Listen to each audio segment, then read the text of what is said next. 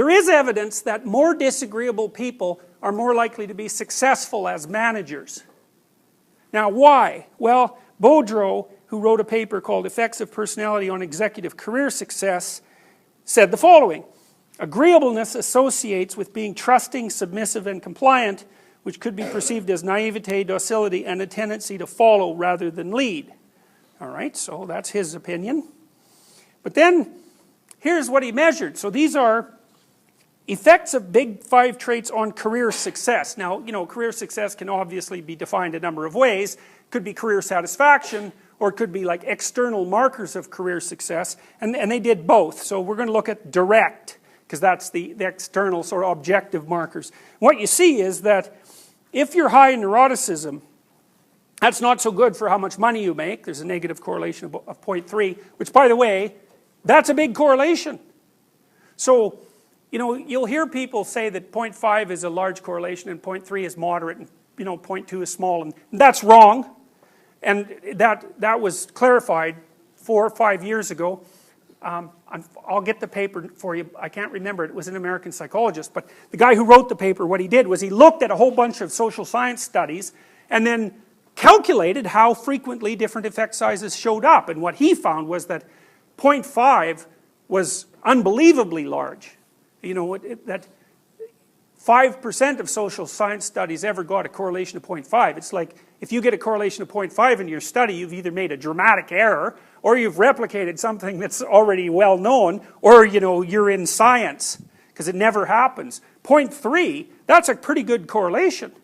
So the fact that neuroticism is negatively correlated with how much money you make, how likely you are to ascend, and then how close you are to being CEO. Obviously the effect size decrease.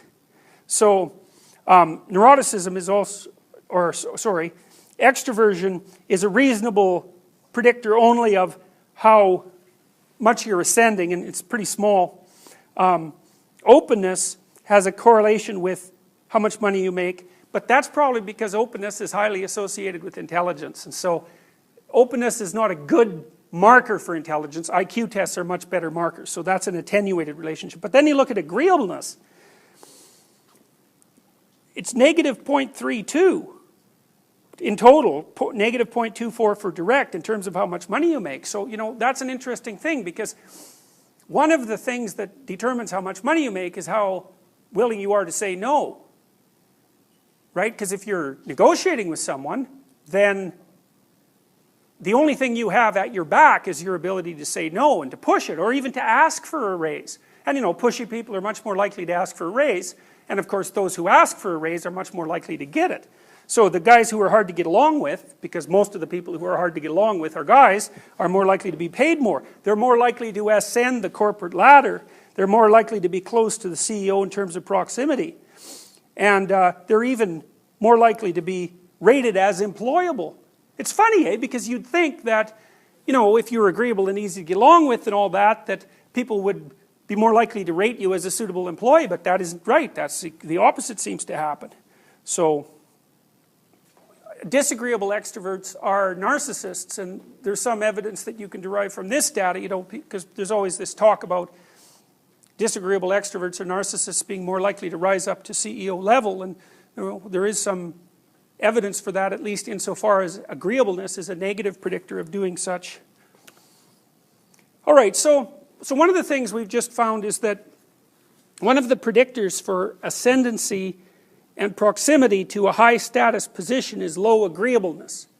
Now, the next thing you might think about is, well, what role does that play in terms of the factors that men and women find attractive in each other? So you might say, well, what do you want in a mate?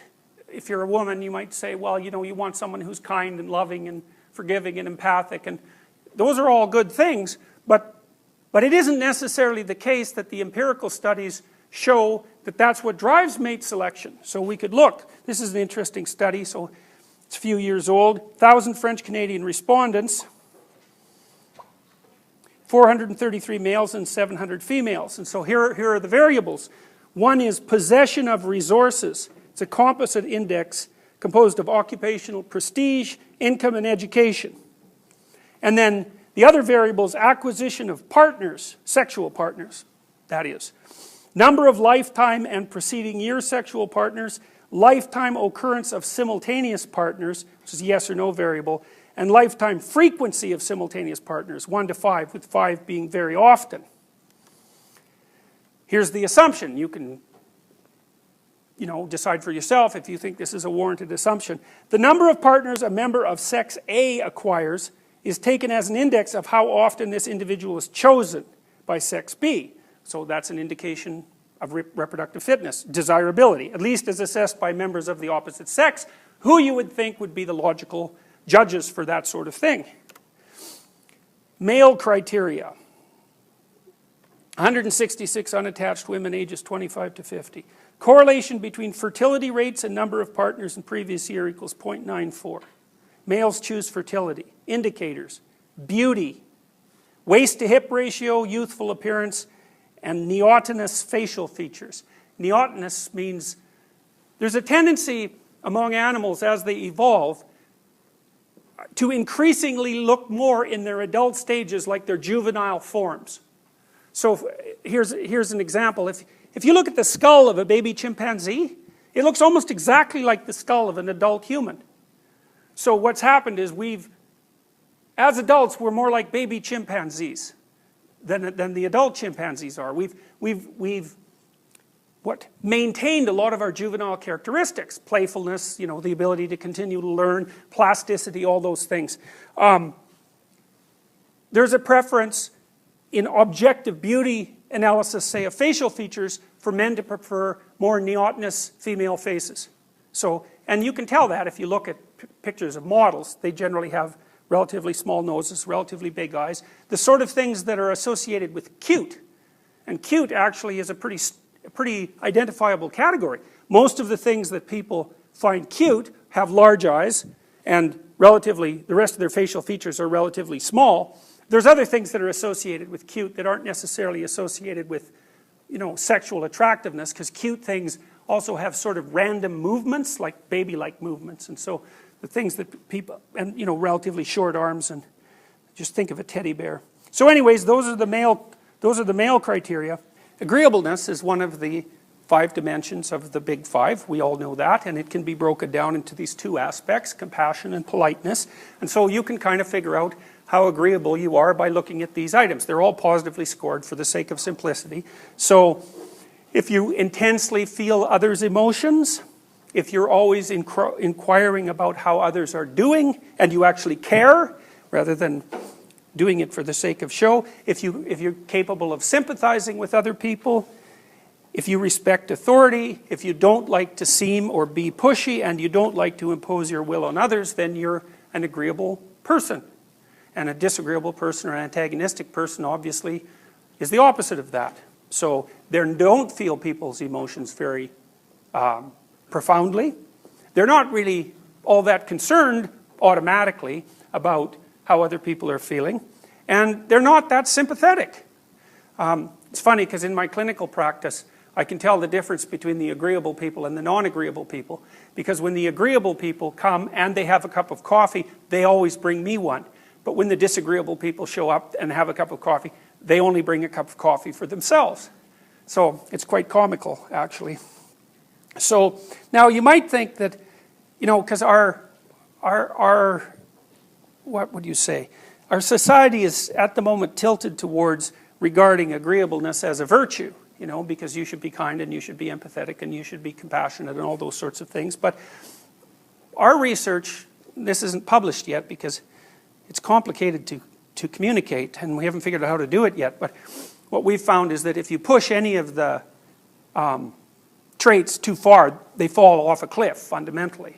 So if you get too agreeable, then you're dependent and you can't make decisions and so on. And maybe you're kind of a Freudian Oedipal mother too, right? You're so concerned with your child's well-being that you're not harsh enough to send them outside or make them do anything they don't want to do because it might upset them.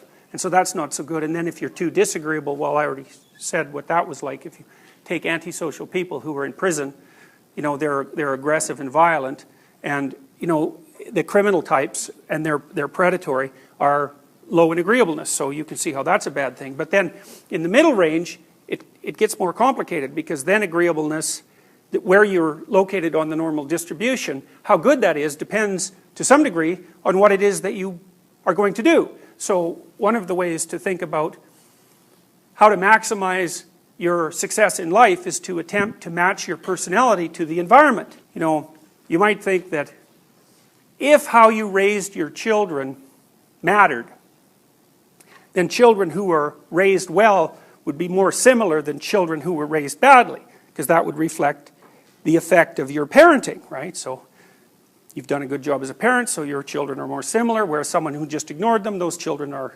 different. But that's actually the opposite of what happens, is that the children that are neglected are more similar, and the children who are attended to well are more different. And the reason for that, I think, is the same reason that we see more pronounced differences in egalitarian societies, which is, if you care for your children, it means that you make a very individual relationship with each of them.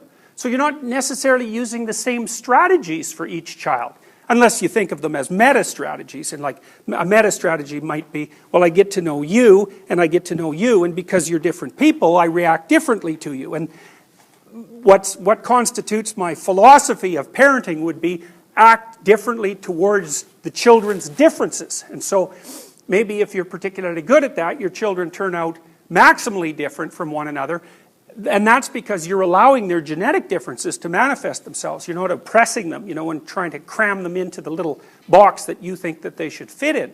Now, the downside of that is that you're going to get differences, you know, and some of them might be quite surprising to you.